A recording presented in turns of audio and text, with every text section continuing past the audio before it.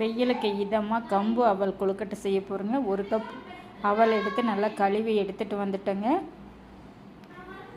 இந்த கழுவுன அவலை மிக்ஸி ஜாரில் சேர்த்து இந்த மாதிரி நம்ம ஒரு ஓட்டி எடுத்துட்டோம்னா நம்மளுக்கு பிடிக்கிறதுக்கு நல்லா வசதியாக இருக்குங்க. இதே மாதிரி எல்லாமே அரைச்சி எடுத்துகிட்டு வந்துட்டோங்க.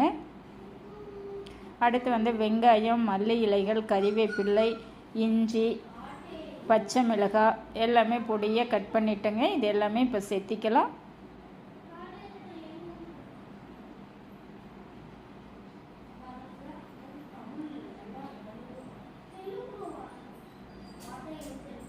தேவையான அளவு உப்பு சேர்த்திக்கலாம்.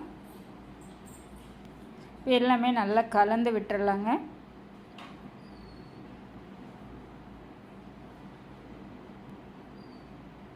தேங்காய் பூ ஒரு 4 ஸ்பூன் சேர்த்திக்கலாங்க.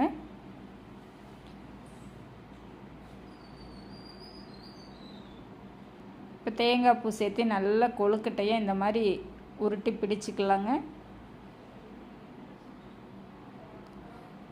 பிடித்த கொழுக்கட்டைகளை இட்லி தட்டில் வச்சுட்டு இட்லி பாத்திரத்தில் தண்ணியை நல்லா கொதிக்க வச்சு எடுத்து நம்ம இந்த பிடித்த கொழுக்கட்டை எடுத்து வச்சிடலாங்க. ஒரு 10 நிமிஷத்தில் இந்த மாதிரி கொழுக்கட்டைகள் வெந்துடுங்க.